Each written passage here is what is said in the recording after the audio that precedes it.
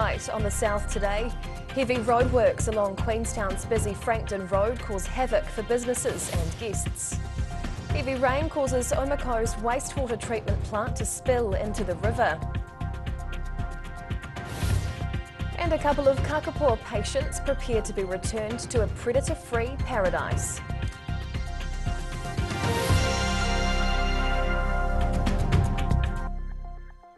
Kia ora, good evening, I'm Hannah Wilkins. Substantial roadworks are being carried out along Queenstown's busy Frankton Road at the moment.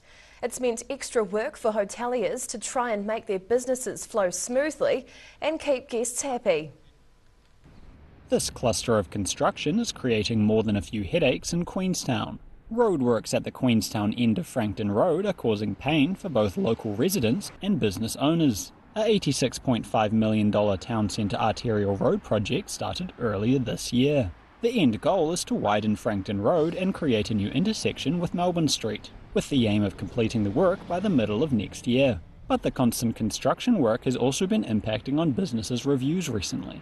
Moreover, it is affecting my business, the reviews, they're not up to the mark because of the roadworks. The guests, it's very hard to get into the hotel because we only had one access and it's already blocked. The project's created a range of issues, including rideshare services being cancelled because of difficulty accessing the properties, as well as noise levels. And hoteliers are having to contact guests in advance to give them a heads up about the roadworks during their stays. It's very claustrophobic, but in terms of the business, it's very much so about trying to deal with all the clients and the guests that come through. There's a lot of disruption with that. The construction's due to be finished around May next year, which means another 10 months of dealing with the dramas for the affected businesses. They're also preparing for 5 nights of night work, which need to take place along the stretch of road, with work set to be carried out between 7 and 11 p.m, adding to the frustrations for guests.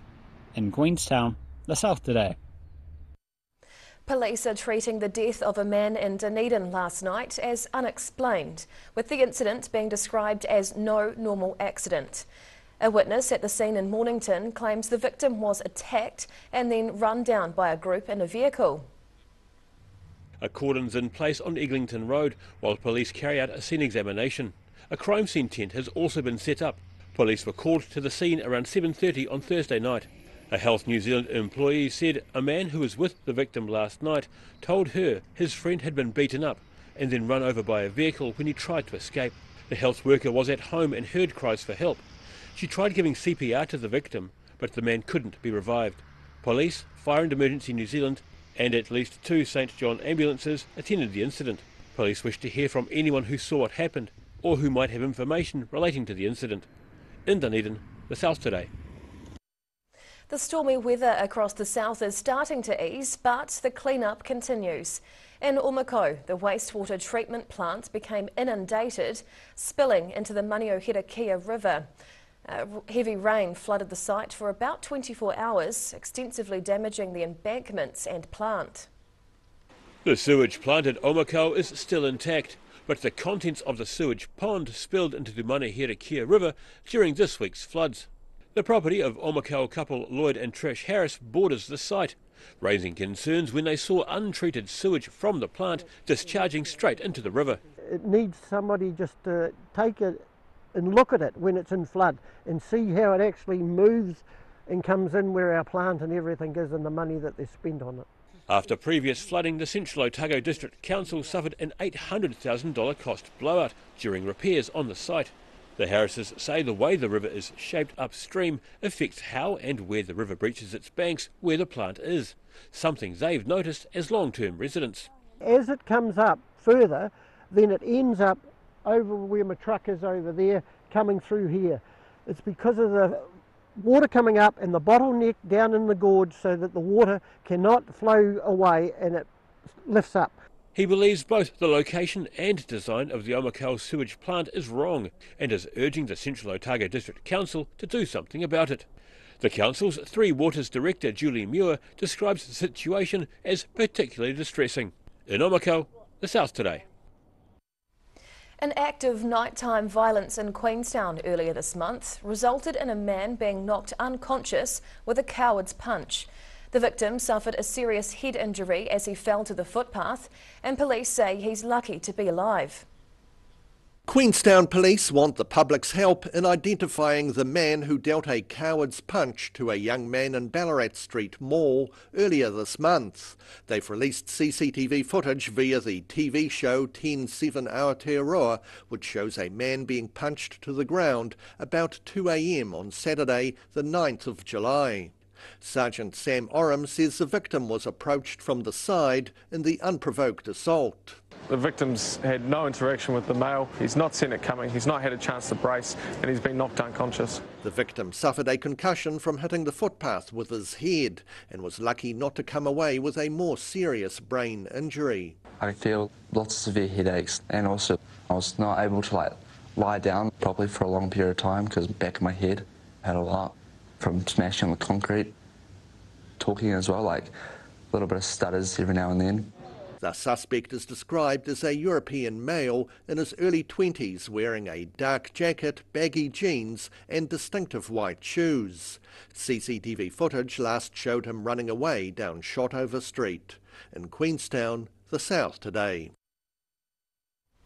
2 young kakapo being nursed back to health are almost ready to be released back onto Fiordland's predator-free Anchor Island. The pair have been recuperating at Dunedin's Wildlife Hospital as part of the Department of Conservation's kakapo recovery program. Itching to take flight. 2 of the kakapo being treated for the respiratory disease aspergillosis at Dunedin's Wildlife Hospital are just about ready to be discharged. We're pretty confident. Yep, we're going to do some CT scans. So we do that out with our partner Ag Research at the Invermay facility. So we use their CT scans there. It gives us a really clear picture of what's happening in their lungs, checking to make sure that aspergillosis is clear. The disease affects the respiratory system and made it necessary for them to have a long-term stay in hospital. However, the birds are now on the mend. Dunedin Wildlife Hospital Trust Manager Jordana White says they've had a busy kakapo check season, with about 30 of the playful New Zealand's native parrots being nursed this season. Fantastic results. Yeah, we're really happy with how the breeding season went in terms of the help that we were able to provide kakapo recovery and in terms of the survival rate that we've had with the chicks that have come through here. It's been fantastic. But as the kakapo season is coming to an end, White says there's little chance to rest, as the hoiho, or yellow-eyed penguin breeding season, is just around the corner. In Dunedin, the South Today. Whaiakene, still to come on the South Today. A house of the flexi kind goes up in Cromwell in less than 2 days, and Canterbury quilt makers show off their creations in a colourful exhibition.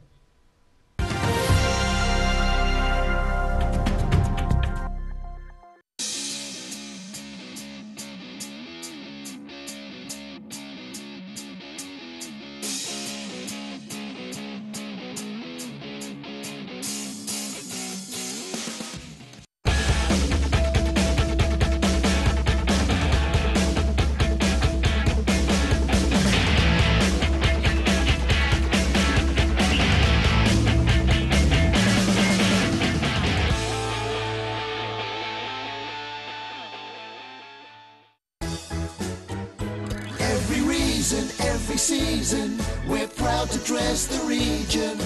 Alex Campbell Menswear, it fits.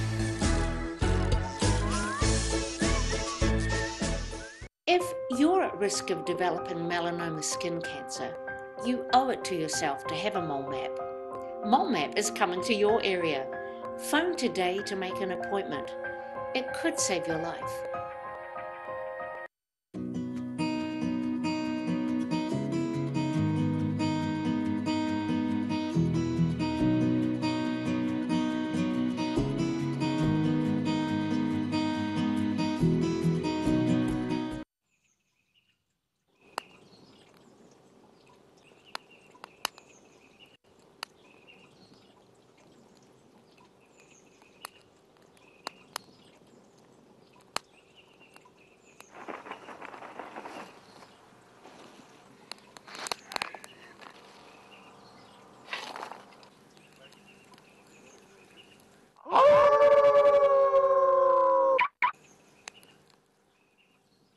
It's a midwinter Boxing Day sale. My mate John's lost the plot. It's July and he's put his Christmas tree up and he's taken 30% off absolutely everything. Plus you can pay it off interest-free. Midwinter Boxing Day sale. 30% off the lot. On now at John's Furniture Warehouse, Stafford Street, and online at mymatejohn.co.nz. Where did you get that furniture from? Stafford Street and My Mate John.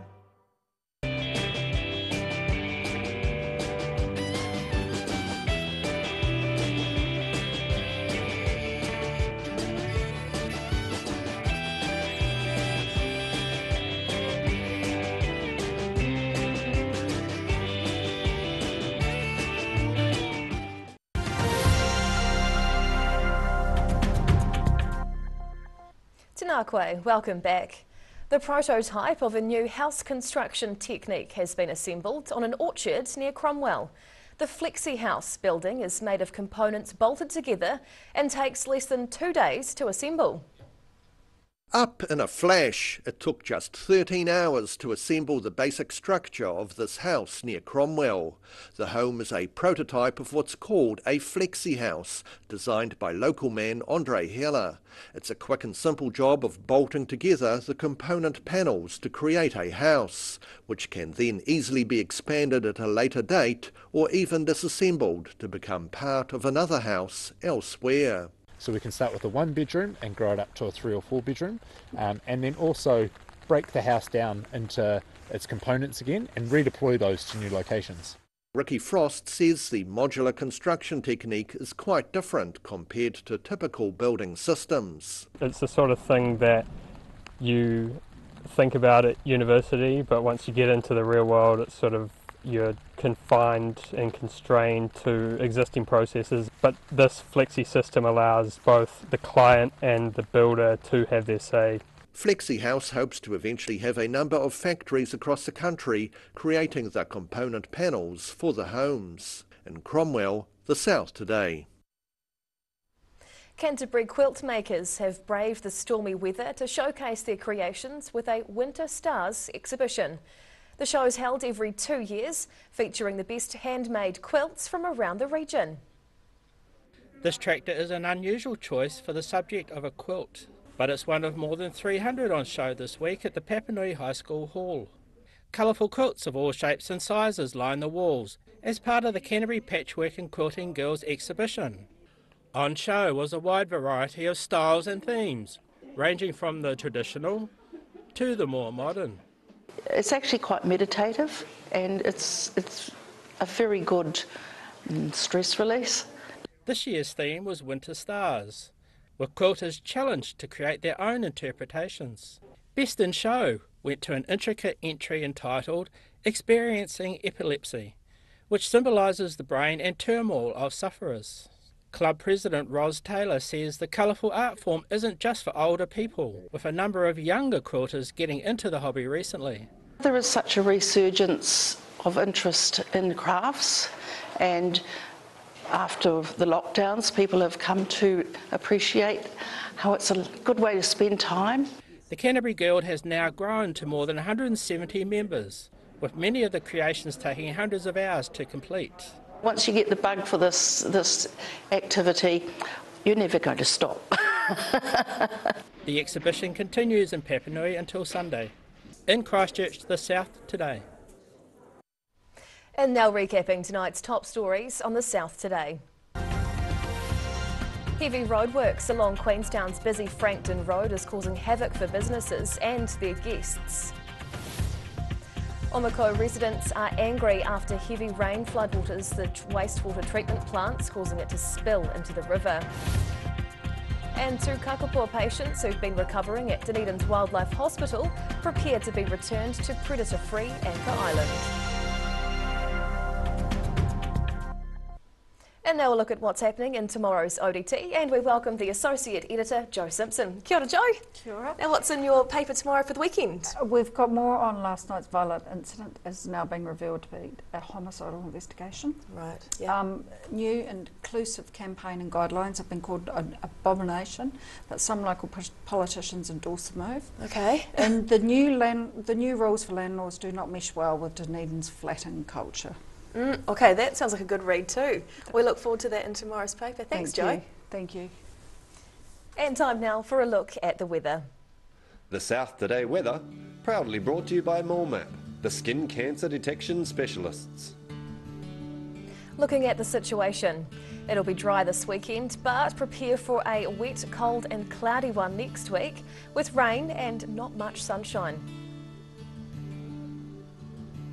Heading to the top of the South Island, fine with nor'easterlies up through here, 14 for Nelson, Greymouth gets to 13 and Christchurch will get a high of 10 degrees. Travelling south, light winds and fine days lie ahead for South Canterbury and North Otago. Ashburton and Timaru will get 11, while Oamaru will be overcast with a high of 10 degrees. Westwards now to the Central Lakes. Another fine day with light winds. Wanaka and Alexandra head for a beautiful winter's day of 10 degrees, with Queenstown looking much the same, just a tad cooler with a high of 8 degrees. Heading further south, more clear skies and light winds. Balclutha and Gore head for a high of 10, while the Catlins gets a top temperature of 9 degrees. And down to the deep south, becoming fine tonight in Invercargill with a low of 4. Another nice day tomorrow with a sunny afternoon and light cloud, a low of 0 and a high of 10. Sunday comes with nor'easterlies and high cloud, down to 6 and up to 11 degrees as the high. And for Dunedin, showers tonight, down to 5 degrees. A nice start to the weekend tomorrow, nor'easterlies and sun throughout the day before clouding over in the evening, a low of 6 and a high of 10. And to wrap up the weekend, Sunday will be cloudy and cold with fresh breezy nor'easterlies, down to 8 with a high of 9 degrees. And that's the news this Friday. For the latest news and videos from the southern region, head online to odt.co.nz. And you can follow Channel 39 on YouTube to catch our news bulletins on demand. We'll see you again next week. Mā te wā.